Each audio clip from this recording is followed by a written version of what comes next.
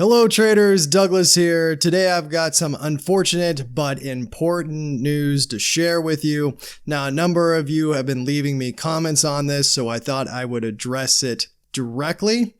And that is the question of the binary options fraud that Ryan Masten was allegedly involved in. So who is Ryan Masten? Well, he's the founder or co-founder of Earn to Trade. Now, I'll tell you this up front. One, these are just currently allegations. Of course, everybody is innocent until proven guilty. And two, it had nothing to do with Earn to Trade. It had to do with another company that Ryan was involved with. So let's get to the details. The first thing we need to go over is the statement from Earn to Trade, because this is how I learned of the situation, and then I'll get into the details of the fraud. So I got this letter from Earn to Trade when the news of the fraud hit, and it goes as follows.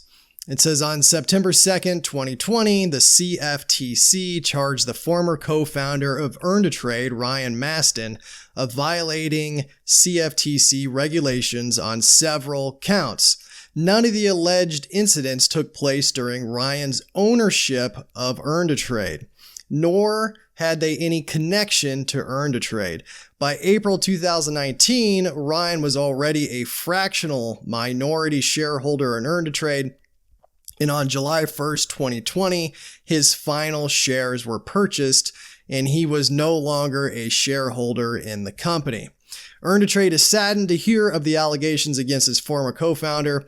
Earn to Trade strongly rejects the alleged activities and rejects unregulated binary options trading in its entirety. Earn to Trade prides itself on providing an objective examination and an equal opportunity for retail traders around the world to test themselves and become professional future traders.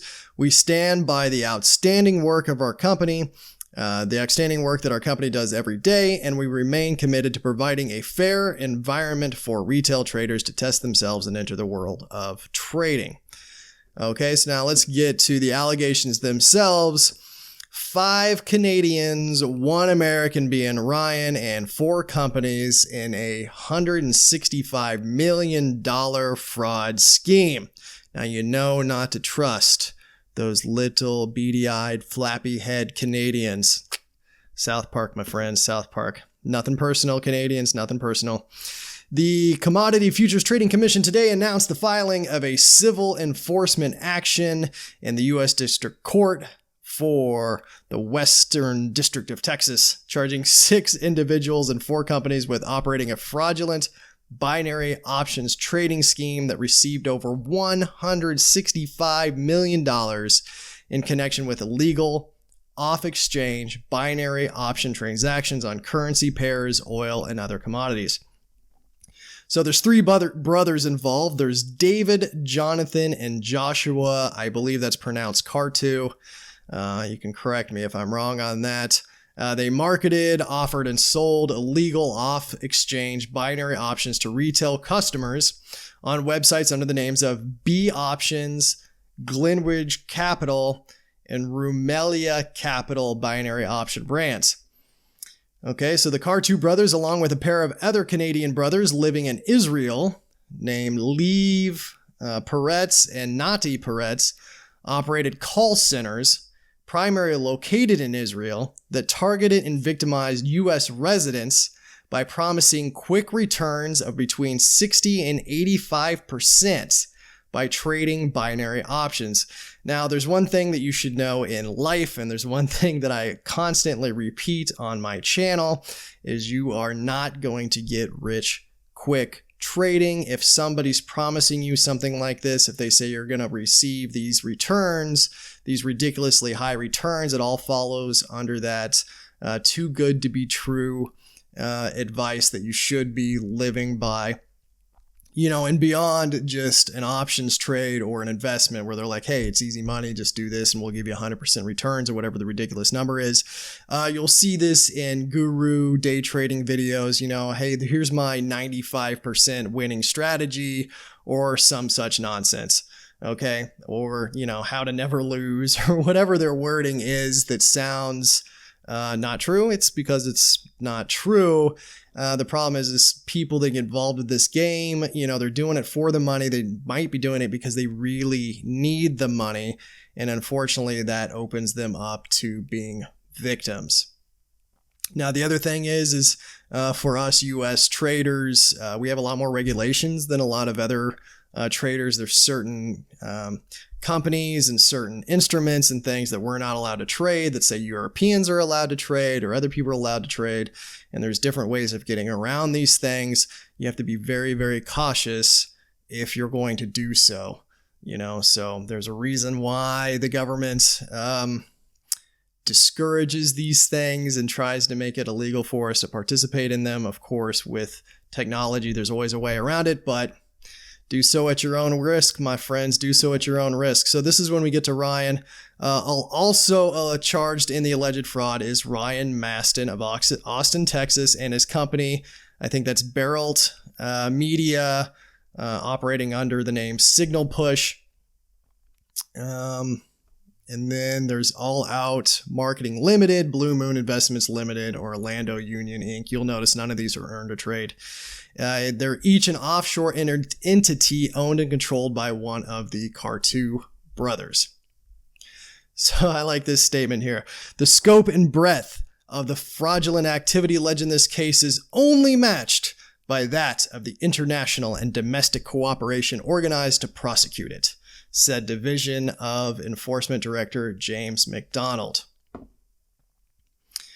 So the complaint alleges that unbeknownst to the customers, beginning on or before September 26, 2015, this has been going on for some time, the binary option transactions offered by B Options, Glenridge Capital, and Rumela Capital were executed on an internet-based trading platform developed and operated by the Cartu brothers and Masten. I believe Masten's primary role was the development of the technology. I could be wrong about that, but I think that's what his main role was. As alleged in the complaint, customers of the Cartu brands and later customers of other binary option brands operated by third parties accessed the Cartu platform through their websites. Let's see here.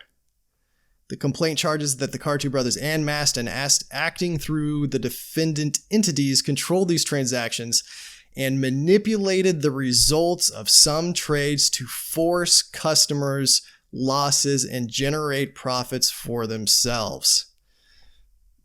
So you think that you're trading in a fair environment, that you're going up against, let's say, other traders or the market or something, but behind the scenes, your trades are actually being manipulated and controlled by these jerks to force you into losses so they collect the money themselves. Oh, let's see. So the Cartu brothers also operated a defunct payment processor. Let's see here. Another offshore. It was in Ireland. They were using that to facilitate the transfer of funds from customers. Let's see here. And this is where it says they processed over $165 million in credit card payments for binary option transactions.